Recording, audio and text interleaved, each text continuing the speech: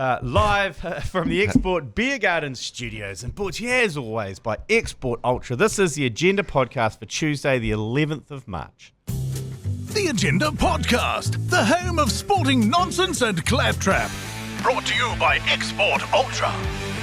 And it's a great pleasure to welcome to the studio Matt Heath. Morning, Matt. So good to be here, G Lane. Are we going to rake over the coals? I did an emergency podcast. Coleys. The Coleys. Yeah, that's good. Rake over the Coleys. Yeah, a couple of things. Yeah, and you know, I know it's been said a lot, but you can't just camp up in front of one stadium and play all your games in a different country. Well, everyone else is clocking up great airpoint miles. Yeah, but absolutely shagging themselves. Where you just get really au fait with this the conditions, the surface of the moon that's been prepared for you to play on. Yeah. Some people are calling it the Cowards Cup. Yeah, it is the Cowards Cup. Yeah. Come on. It's ridiculous. It's ridiculous. And when, you know, so maybe they could have gone hard or whatever, but let's just say it came down to an over. Is it in the chase, right? Yeah. 6 balls to go. Yeah. So is that amount of travel that we had to do, and the, you know, how used they were to the wicket and how settled they were into hotels with their whole families. Oh, no. Is that 6 balls? I think that's more than 6 balls. I think it is. It's about 5 overs, I reckon. I think it's about a 5 over advantage. It just makes it hurt so much more because it would have been so good to beat them there and just say, look, you can stack the cards as much as you want. You still suck. Yeah. But we couldn't, and it really Australia would have. Australia would have gone there. Oh, yeah. And they would have gone, yeah, screw you. We're really going to beat you for this. Well, they tried to. Tried to. And yeah, I know. But they got beaten I know, but like semi. in a final. Yeah. It's funny because I got, and I get in, this is what pisses me off, and you'll appreciate this. I'm passionate about the Black Caps. Yeah. And I was gutted yesterday. I stayed up all night. I did an emergency podcast yesterday, which is pretty raw, and I said some things. But I was passionate, and I was gutted we lost, and I had to sit there and watch an hour of the Indian team celebrating, and celebrating in the uncoolest way. Yeah. And so there's a few photos of me doing the fingers at the screen and yelling obscenities, and people are like going, oh, grow up, blah, blah, blah. I was like, no, I'm passionate about my team. I was fucked off we'd lost. I was fucking angry. And just for showing a bit of passion about your team, you criticise. It's like, go fuck yourself. Like, screw yourself. Go get fucked. If you don't care, then then what are you doing? Yeah. And what do you mean point? Grow up? The whole thing's stupid. It's sport. I know. There's no grow up. We've decided not to grow up. I know. That's the whole point. Yeah, I'm a 46-year-old man who still gets dangerously wasted at games and yells, harden up, you pussy and stuff. Because we've got to be grown up and all the rest of our frickin' life paying taxes and looking after our families and all the shit we have to go through. Give us something. So let us be immature and not grow up with sport and get angry about it. Totally. And yeah, absolutely. What are we supposed to do? I mean, India, they are a great team. There, I said it. Whatever. There's billions of them. Yeah, I know. And we lost to them, and it was gutting, and it was the 5th time I'd watched us lose a ICC final. Yeah. And so I was gutted, and I hope we come back and fucking smoke them in their own ground, because they're hosting the next World Cup. Of course they are. Yeah. India next year, the T20 World Cup. And we've got the makings of a very good team, and that's what I love about cricket is you think a generation is over with Bolt and Southey and Tory and Fleming. You see them all go, but it's, in New Zealand we're just like a factory. We just keep producing them. Like we've got Ravindra, now we've got O'Rourke. It's amazing. We've got Phillips. You know, it's great stuff. Considering basically no one plays cricket here. Yeah, no one plays cricket here, and we just these like tall poppies just pop up. It's phenomenal. I mean, Matt Henry being injured, that was the kind of thing that happens to us in this kind of end of a tournament. And good to see him, what it meant to him when he failed his, poor guy. Yeah. I mean, they shouldn't have had the cameras on him, but when he failed his fitness test, he obviously got a pat on the shoulder and they said, you can't play, and he just burst into tears. And it's like, that's how much it meant to him. As I was like, for him, for his career, though, you know, this is his time. Yeah. And so to not be able to play in a Champions Trophy final in your era is pretty tough for him. Oh my God, we needed him. Yeah, we needed him. Fucking hell. God, we needed him. Anyway, let's rake over those coals. Hey, so last week, I said you should mess with Mike Hosking and change the I and O around on his keyboard, just pop it out with a butter knife. Yeah, did it? Yeah, I saw that. You did it. And then I was listening out. I wanted mayhem the next morning on Hosking of him going, yeah. But then you said it just reappeared as normal. Yeah. So someone's... You got a rat. Yeah. Have you got a rat? Maybe I got a rat. Yeah, you got a rat, or the kind of things that happen around Hosking is if something doesn't work, immediately it gets replaced. Yeah. So he'll be like, for some reason my keys aren't working. Keyboard appears. Yeah. I wonder if I'd have been a suspect in that. Maybe? You reckon? Seeing as I publicly said I was going to do it, and then I did it publicly. I'm not sure what the crossover is. What's the crossover? Because I see some terrible things on here that I hope no one ever hears. Well, this is in the Cone of Silence. Yeah. The Agenda podcast, Cone of Silence. Well, apparently he's taking a shot at us, Hosking. He's taking a shot at the ACC. Let's have a listen. It is now 5 minutes to 6. The Alternative Commentary Collective, those misfits that we give money to, have a very good T-shirt that you can buy today. It's called the Black Cap Supporters Support T-shirt. Oh, yeah. This is a T-shirt that offers emotional support to Black Cap supporters after their hearts have been broken yet again. We're very good at coming second. You can go to their website, Alternative Commentary Collective, to buy your shirt. Good morning, Mike. Morning. And where's that money go to? Well, it goes to us, I believe. We own them, don't we? Do we? Do we? I hope so. So they're peddling and gaining financially on the misery and upset of your average sports They're clipping the ticket. And I believe that their head honcho is currently flown to Dubai to watch the game. It's a long way to go. It's a long way to go. It's not as bad as flying to Las Vegas to watch the Warriors. Because that's never been the biggest waste But Vegas of money. is Vegas, baby. I told you that. Well, I suppose if you go to Vegas for Vegas as opposed to the Warriors. But Dubai is Dubai. Is it? Is it? We've been quite open, actually, about Mike Hosking, about hedging our bets and shorting the market by selling merch on the way up and merch on the way down. That's you know. Yeah, we sell Steady the Ship hats and supporters shirts when we're winning, and when we're losing, we hedge and sell the supporters group. And those two need to do their bloody research, because the Black Cap Supporter Support Group's been around longer than the ACC. Oh, it has. It started on your drive show on Hodaki. Yeah, before we even did the ACC. Yeah, it's been around for a very long time. So we were trying to mend our hearts before we had that golden period where we got to celebrate the cricket. I also love the first thing that comes across Hosking's mind is money. Yeah. It's like, where's that money go? So, well, what do you care?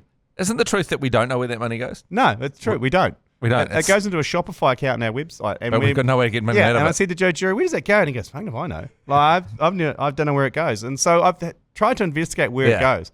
Someone gave Someone gave me a code around where it is. And all I've done with that code is buy more shit to put on that code. So now we've got hip flasks and we've got like jackets and all sorts coming in. Hopefully NZME doesn't get a Doge kind of situation going. Oh, yeah. Where they just go, because this seems like US AID, doesn't it? The whole ACC merch it is. laundering.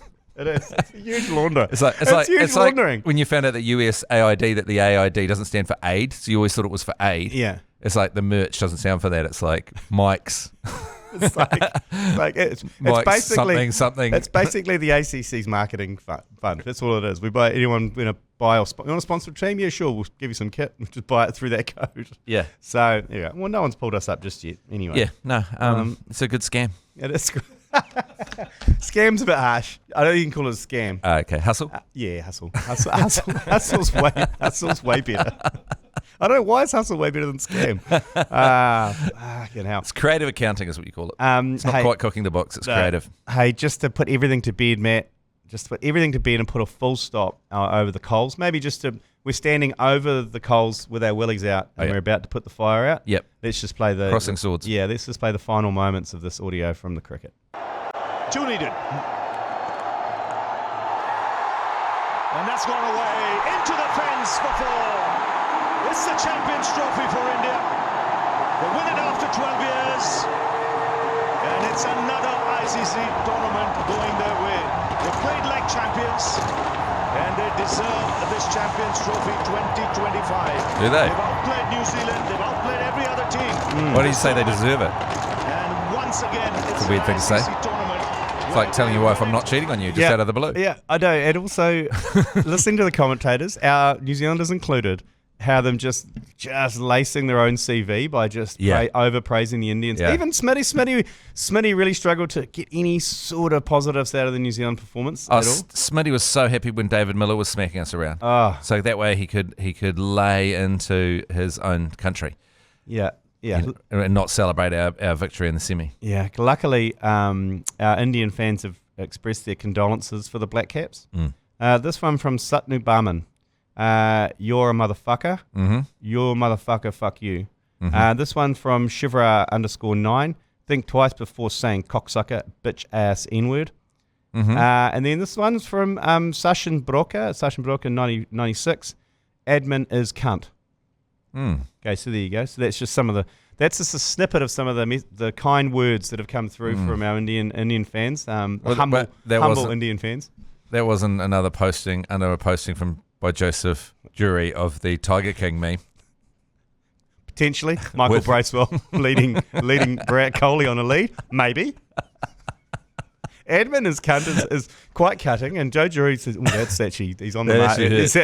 Because it's cut through the layers of bureaucracy and just hit who's actually doing it. That's him. He's the admin. Sashin has worked that out. So admin is cunt. Yeah. But I don't think that's true. I don't think Joseph Jury is a cunt. No, he's not. No, he's not. But it's actually factually incorrect. Yeah, he's actually a lovely guy. He's just a demon on the social, but in real life. Lovely partner, loves his cats. So many cats. So many cats. The thing is, he's lovely, but he's like that Silas, a character of the Dan Brown, like the self-flagellating guy. I love him. Yeah, he has to hurt himself. This is Joe Jury's like that, but this is when he gets reactions from Indian fans. It's addictive for him. Yeah. So that's why that Tiger Man comes out and he just sits back and he goes, good. Come on, yes. Call me a bitch ass N-word. Call me a motherfucker. He likes it. So, he likes it. Yeah. So I get that. Yeah. Okay. I'm just looking through the rest of them. I've just realised that guy Silas was Vision, wasn't he, in Marvel as well? Was he? He's that guy. He's married to that Absolute Smoke show. So Silas has had quite a big career after flagellating himself as an albino. The self-flagellating albino. Yeah. In the Da Vinci Code, wasn't it? Yeah, in the Da Vinci Code. Hey, we're going to take a quick break, Matt, and we'll be back with some rugby and some NRL F-bombs. Right, get to the NRL desk. Matt Heath, good to see that the ACC is influencing commentary over in the NRL as well. Fox Sports caller Dan Ganane has spoken out after apparently dropping an F-bomb live on air during the Knights clash with the Tigers on Friday night, after winger Greg Marzhew scored to give the Knights the lead in the second half. He reckons he was saying mucking it up. Now you be the judge. Newcastle on the verge of mucking it up again, but Marzhew... That's a pretty hard F. I mean, mucking it up normally starts with an M, not an F. On the verge of fucking it up. It's great, but it's great. It's perfect because it's like he summed it all up. They were on the urge of fucking it up. Is anyone offended by that word anymore? I don't think anyone is. Who is? What? Name me one rugby league fan in Australia or New Zealand who was offended by that. Yeah. But what are we doing here? Let yourself be known. I mean, all American politicians use it now. Yeah. They're all just saying shit and motherfucker and fuck at each other. Yeah. It seems fine. It's time to move on. Yeah, I think it is too. Yeah. And they were on the verge of fucking it up. That's true. Paul Bethany's the actor. Oh, Paul Beth, that's right. Paul he's Bethany. Good. Yeah. Well, didn't he play in Wimbledon as well? Did he play in that movie Wimbledon? Oh. I don't know. He's been in a lot of stuff. Yeah. In other NRL news, Kiwi NRL Dylan Brown, round one of the season, had announced he's leaving Parramatta and going to the Knights for the next season for a $13 million deal. Yeah. That's big money for NRL. Is that not big money for NRL? But it's like a 10-year deal, isn't it? Yeah. So it's like those 10-year deals, that's just a way to pay someone a lot. But I mean, not going to be playing for 10 years, is he? But he's also played one round. Yeah. So he's got another 25 rounds with his team.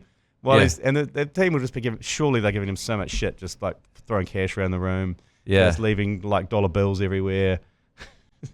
So he's under the contract with the Eels, and he should not be able to negotiate with other clubs. It's like they should have a free agency window, like the US sports. But it seems weird in the, you just do it whenever you want. You just sort of have a lunch with someone. They're always having lunches and meeting up and making plans. And no contract means anything at all. No, because you can break it with a family excuse. Yeah. Family reasons. Yeah. Ed and Fanua Blake. Yeah. Family reasons. Yeah, what family reasons? I don't want to talk about it. Okay. Well, we'll break the contract. Well, why do we have a contract? That's kind of... Should we just play you game by game? Yeah. And then they go, oh, no, you play the rest of the season, then you can go next year. Oh, yeah, good deal. Okay. And then they sign it off. Yeah. Anyway, doesn't matter. Okay, so also in rugby news, the friend of the podcast, Braden Enor. Oh, yes. He's rumoured to be off to France by the top 14, Team Perpignan. And if anyone who spent any time with Braden's sister Courtney would have known that about 12 months ago, because she's been peddling. I think she's personally gone to France and peddled his wares and his CV in France. Didn't you see her in France or Germany? Yeah, we saw her in... She lives in Scotland, Amsterdam, we saw her. Yes. Yeah, she lives in Scotland, but working for Scottish Rugby now. Is she? But Razor... I hope they've got a large entertainment budget. That's right. Word of advice to Scottish Rugby Union, don't give her a credit card. Don't give her a work credit card, okay? Or a work Uber account. Actually, don't give her any access to any expenses. What about the bar tab? The bar tab number? No bar tab. No, don't give her access to any expenses, okay? But, of course, Razor also played for Perpignan, so might have given him maybe a good word, I don't know. But Braden played 9 tests for the All Blacks. Looks like he is off to play the top 14 in France at Perpignan. That's a pretty good time, I imagine. Oh, it can be a great time. I mean, I've heard the rugby's pretty hardcore. Do you reckon there's a little bit of a time when you've got your All Blacks dreams and when they're shattered? Yeah. There's a part of you, if you're a professional rugby player, and look, I've never represented my country at anything, so I don't know. But that goes, oh, well, now I can make a lot of money living in France. Like, the pressure would be off in a way, and then you can just be a superstar in France and have a long career and make a bit of money. Yeah, particularly if you're not a regular All Black. Yeah. Like if you're not so you're just going through the anxiety of, can I get back in or not? Yeah. And then if Fraser just goes, you know what, you're not really in the mix anymore. You go, well, I've got those, I've got the test caps. I've got the caps, so I'll always be remembered as an All Black. And then how fucking good I can go over to France now and actually have like quite a few years of earning money and an amazing lifestyle. Yeah, well, caps equals zeros. Yeah. So the zeros just add on to. So as soon as you get an All Black, your stocks go through the roof. Yeah. Particularly in Japan as well as the top 14. I think it'll go pretty well there. Yeah, you will. I think it'll go pretty well. And who doesn't want to live in France? It'd be fucking great. It'd be awesome at the prime of your life. Yeah. Yeah, you know what I mean? Rather than just doing everything you can and hoping that the right people see you in the right game and you do the right thing to get back in the All Blacks. Yeah. And then mostly you don't. You know? Yeah, totally. So good on Braden. Good on Braden Enor. Go hard. Go hard. Give him the work credit card. Give him the tab. No. Do you know what?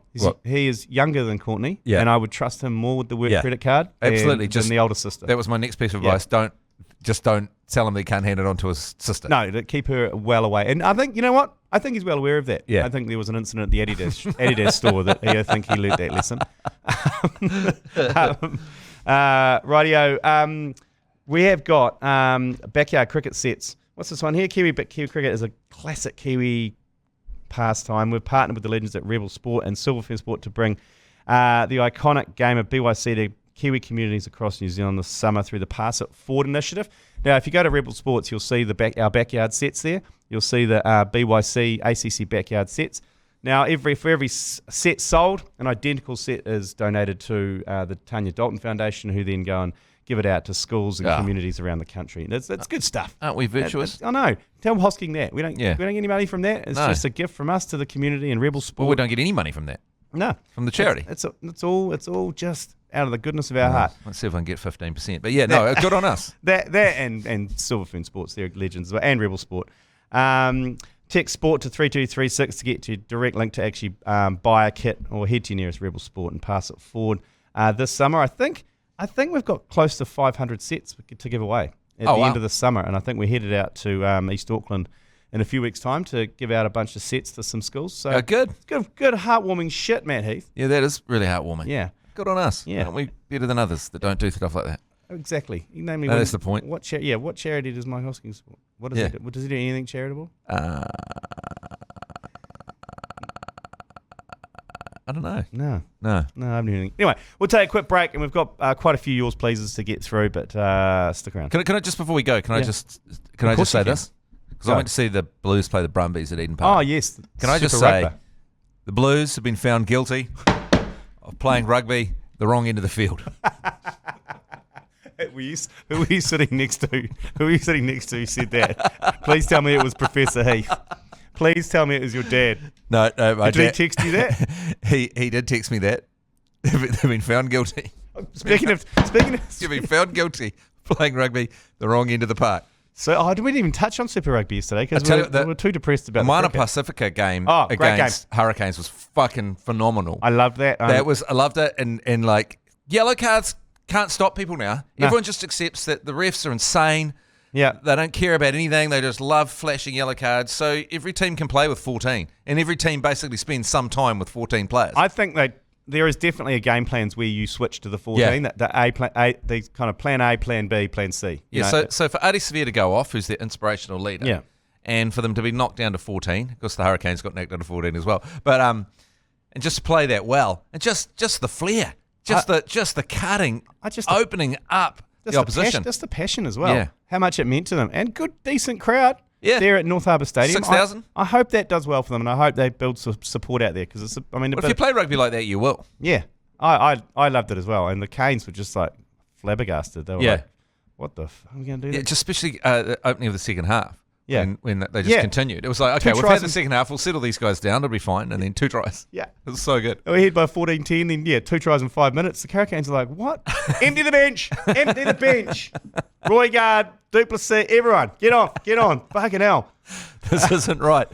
But do you think this, and you're a rugby brain far superior to my own, but do you think that the new rules are making it, because it's opened up? Yeah. So for more sky try scoring opportunities, that really plays into the hands of teams like the Drua and Moana Pacifica, doesn't it? Yeah, and sort of I'm liking not it. so much for the Blues that were playing a lot of upfront rugby. Felt like they were playing rugby a couple of seasons ago. Yeah. But the rules have kind of moved on. They were big fans of knocking the ball on as well in key moments. Oh my God. Not as much as that. I don't know if you watched the Chiefs Drua game, but obviously playing rugby over in Fiji at that time, it rains every day at that time, and they obviously do it on purpose because there's no drainage here, and that doesn't have to be. It's their home ground. It's their home conditions. The grass is about ankle deep. Yeah. And then I love it. And the Chiefs are like, fucking hell, this is so hard. Ravenous crowd. Like rammed, and it starts raining, and we can see as 1,000 umbrellas. They don't care. They can't see in front of you. They're just like, just want to get through it. It's good to see. That's good. Great to see. The Super Rugby's been really exciting this season, even though some results haven't gone the way that New Zealanders might have wanted. But that's good though. So I think it's been great. It's opened things up. That's good, and then there's going to be a proper scrap for the top 6. It's not top 8 teams like Sony form us out. It's only top 6 go through. Yeah. So it's going to be a proper ding dong around the end of the season. I'm enjoying it. We need more people to go along, of course. Yes. But apparently the ratings are good. I could imagine they would be. Yeah. So people are watching at home. Yeah. But not going along. Although I went along Teton Park and they're saying there wasn't that many people there. There was 15,000. It's still quite a lot of people to go along to a domestic sporting fixture. Yeah, it's just in a bigger... you give 50,000 in there. Yeah, you just lost in it a little bit.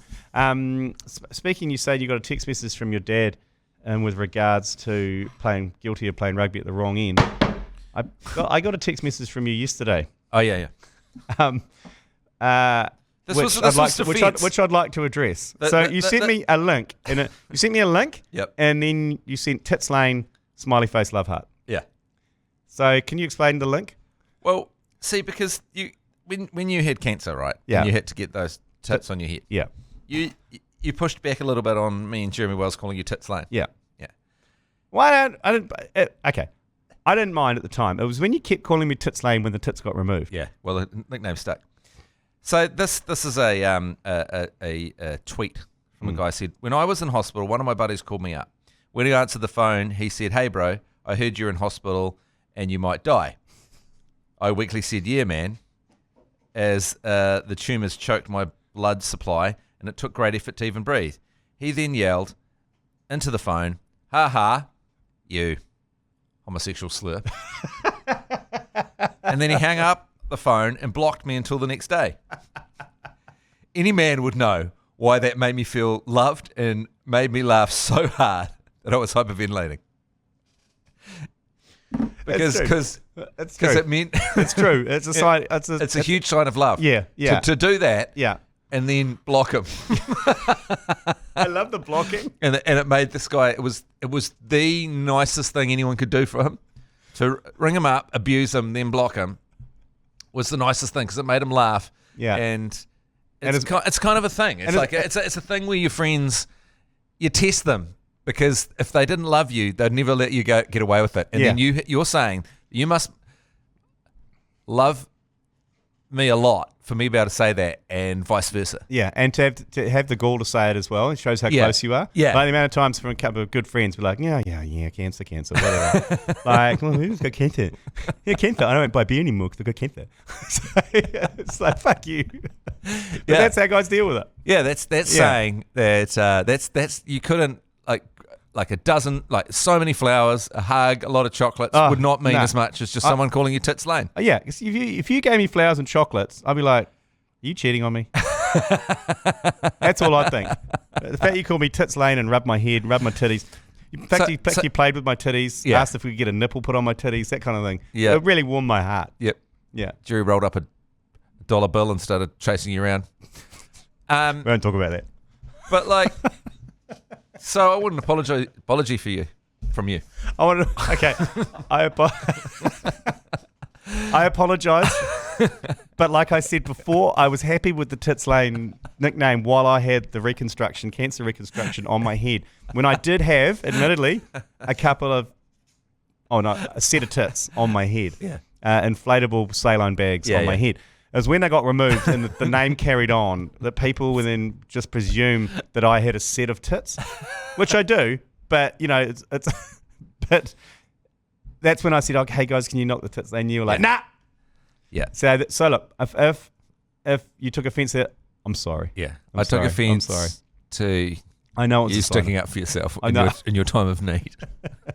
I know it was a sign of love, caring, and endearment that came from the depths of both you and Jeremy's hearts. Yeah, like I arrived at the hospital, I had like flowers and chocolate, and then I thought, actually, I've got a better idea. So I put them in the rubbish, and I came in and called you Tits Lane.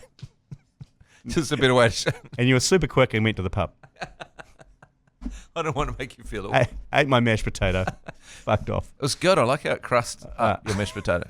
Like, been sitting there for a while. Anyway. Okay, we're going to take a break. Okay, we're going to take a break. Back to yours, please. Yours, please, yeah. Okay.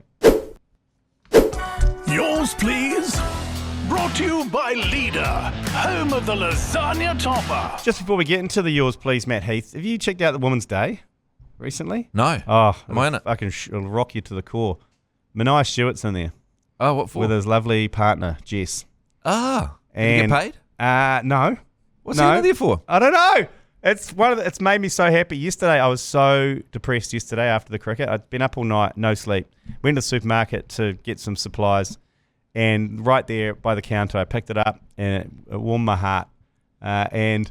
She's a zookeeper. Right. And the headline, she's a keeper. Nice. And then on the front, Mania Stewart, radio star Mania Stewart, how he found love on a bus. Because they met on the school bus. How old is she? Same age. Oh, okay. Same age. Yeah.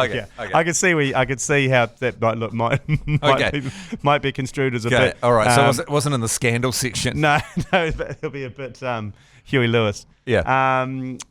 But yeah, so you got it's a double page spread as well. Some of the funniest photos, and if you know Mania, it's some of the funniest shit ever because he's obviously been made to dress up in these clothes, and been told to stand in certain ways and like put his hand on his partner's knee. And if you know, he calls his partner Jeff. You know Jeff, she looks pained as well. Yeah, so it's so satisfying. You go to Women's Day and have a look, and you'll fucking. Oh, I can't wait to see this. I cannot wait to see this. But Joe Jury, how did it happen? I'm not sure. I think I just got in touch with him. It's not a bad. It's a nice PR story. Boy from Waimate does good. Yeah, on Hodaki Breakfast. Yeah. So he was obviously on the ACC before that, and then on to Hodaki. But and then before that, you fired him off drive on Hodaki. Yeah, I did. So yeah, we've gone full circle. Yeah. So it's a heartwarming story. I'm not mentioning it, funnily enough. But there is a photo in there that one person who will be aggrieved is Joe Jury, because it was from Beerfest, and it was Joe Jury, Mania, Jeremy Wells, and they've blatantly just sliced off. You can see how they've actually carved around the picture of Joe Jury in the photo. Oh. So he's been left on the cutting room floor, poor Joe Jury. So he's going to have a bit of beef. That's bullshit. Anyway, so there you go. So just to brighten your day, if there's any lying around, Women's Day. Women's Day, yeah. Yeah. Okay. Yeah. Well, I mean, I can instantly see Hodaki's ratings going through the roof after this one. Oh yeah. Yeah. When I was on Women's Day, it just really made a big difference. Yeah. Were you on Women's Day? Yeah, I was recently. Just when I was hocking my book. Oh, okay. Yeah. Okay, first yours, please. Yeah, g'day lads. Super Rugby Marvel jerseys. Don't really give a fuck. I've only seen a couple of them. I'm not going to buy one, whatever.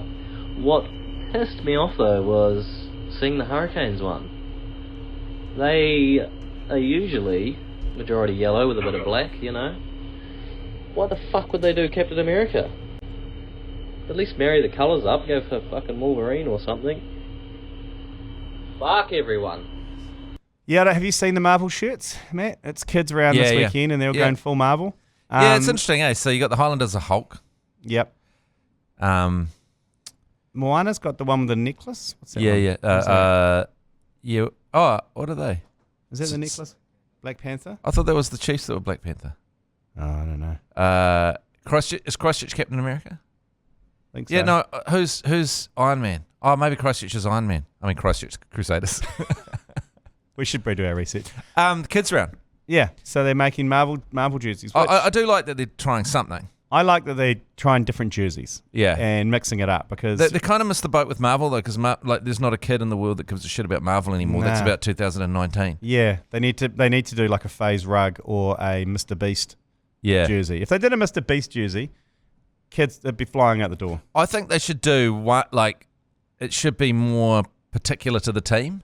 You know what I mean? Like, so you have, your props, the Hulk, and then you're a halfback as Iron Man. Oh, so you're talking a full superhero 15. Yeah, this is taking me back to the Super we did that superhero 15. It was fucking fantastic. Yeah, and that makes more sense to me. So I'm just trying to think.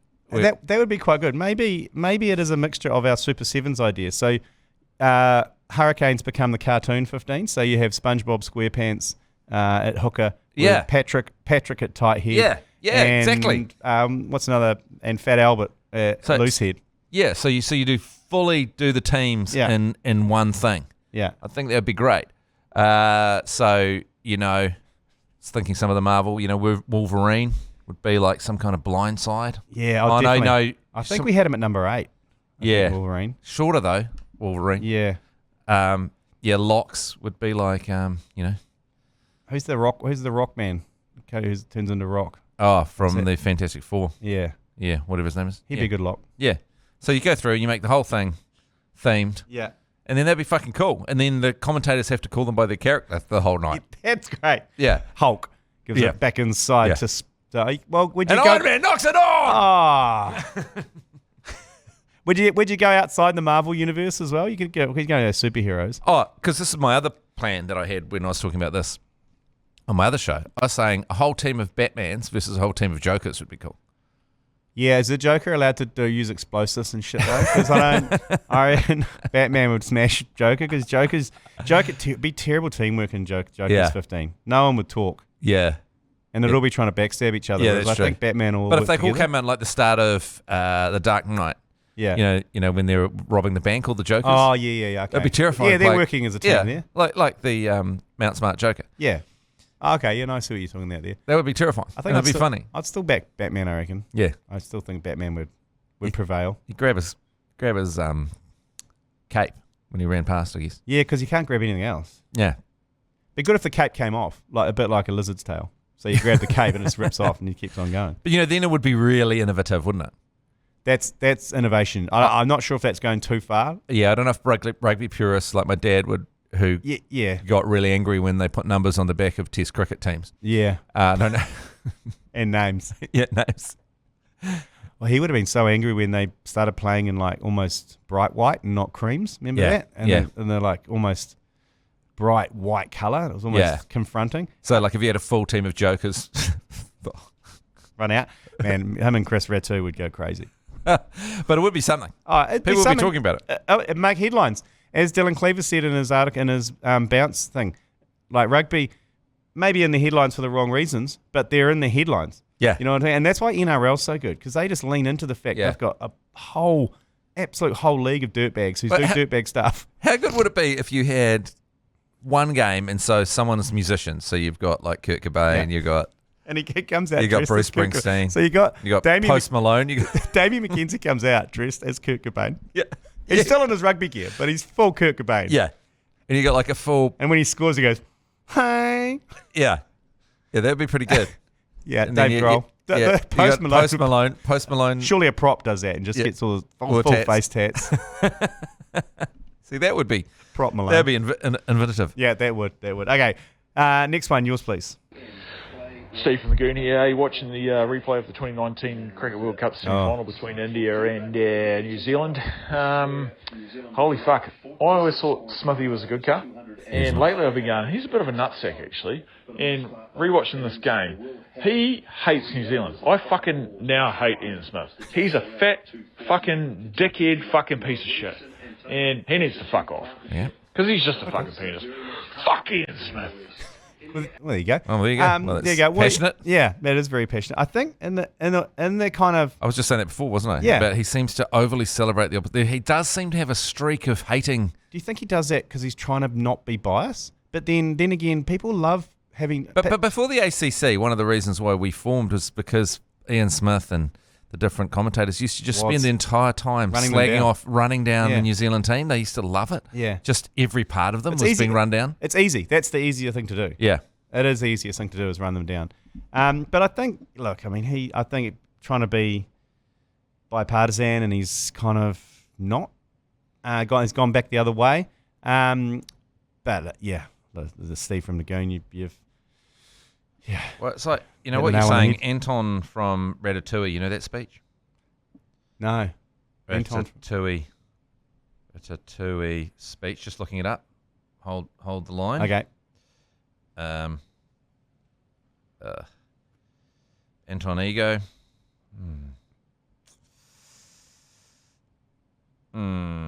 Yeah. Anyway, this isn't going great.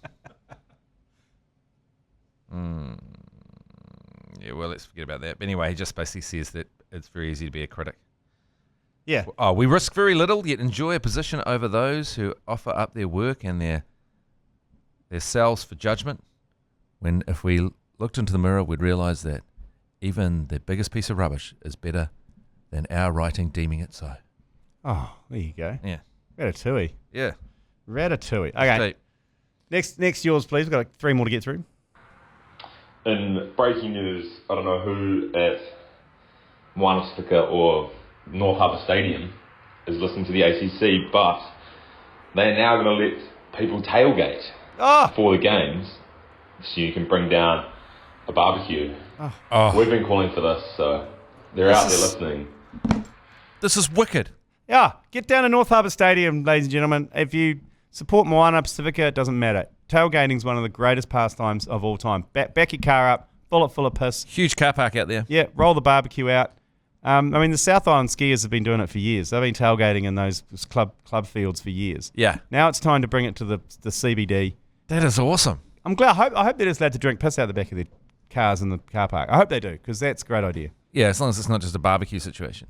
If it's just barbecue, forget about it. But if you can have a few beers at the back of your car. Full pig on a spit. Oh, imagine it. Yeah. Well, that's a great idea, actually. Just bring along the Spit Roast Company.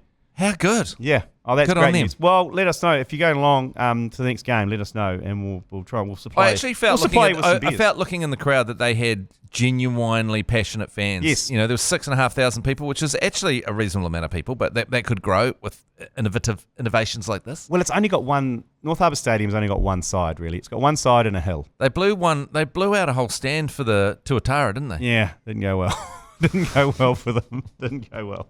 But at least it's been used. All right, next one, yours, please. Hey, fellas. Now, I know hindsight is 20/20, but should we have just played India in India? We've actually got a pretty good track record there. I mean, in Test matches, but we could have gone and played them directly in there. Do we? Anyway, understand that? Hooroo. Yeah, Virat Kohli. It's a weird thing, isn't it? So it's a Pakistani tournament, right? Well, they're hosting, but India's like, we're too good to go to Pakistan, because people want to kill us there. Yeah. and then they play in Dubai, but they might as well just play at home. Yeah, no, but I think that was the compromise, that you can't play at home because that's way to advantage. But in the end, there's millions of Indians live in UAE, Yeah. so in the end, it was a home ground for them anyway. Yeah. And you know what? It's kind of weird because I lived in the UAE for a number of years. If a hardcore terrorist group wanted to attack the Indian team, UAE is probably the place to do it. You know what I mean? Like, they didn't need to do it on their home turf. They could do it in the UAE. Yeah. Because it's fairly laxed. So I wonder what their security was like in the UAE. Anyway. Yeah, I think that part of the negotiation was they definitely couldn't go to India. That would be a bridge too far. But in reality, it wasn't far off anyway, given the fan base and the fact that the conditions were pretty suited their 4 specialist spinners that they had in the team. How bullshit was it in 2015 when we had to play the final in Melbourne? Oh, yeah. That was bullshit. Play all our games in New Zealand and then fly over to Melbourne. Yeah. For a fucking trap. Yeah, it was a trap. Yeah. Anyway, okay. Is it the last one? Yours, please. Yeah, okay, lads. Hey, this whole G Lane curse, fucking dead to me. It's thanks, no mate. longer. Thanks, mate. I've had a sudden realisation that most of these losses that we're putting on this poor prick are black cap losses, and how the fuck do you expect those guys to win in the whole system? It's just not good enough. I know you guys say there's other sports in there. Yeah, fuck up. No, it's mostly black caps. Mate. Thanks, mate. But yeah, fuck India. Fuck those pricks. Love you, boys. Thanks, mate. Love you too. But, I needed that. Thank you very much. Yeah, so no, but hang on. There's now Warriors in there, and there's All Blacks in there. What All Blacks games? You were in Cardiff, weren't you? Oh yeah, but then I was also in Twickenham when we won. Yeah, okay, so that wiped that one out.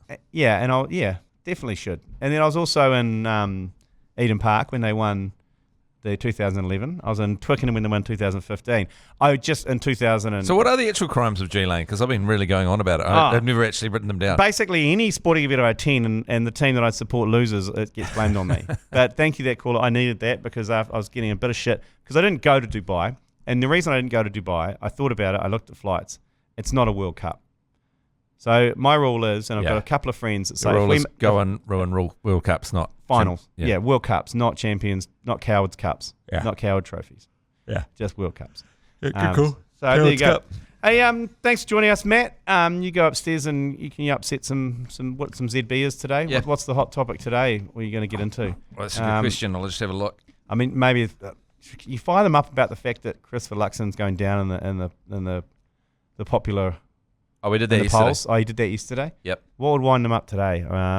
Summer's over. Putting your clocks back? Is that when do the clocks go back? No one knows. Yeah, well, there you go. Maybe you should just... I thought I might talk about this 4-way intersection in Wellington.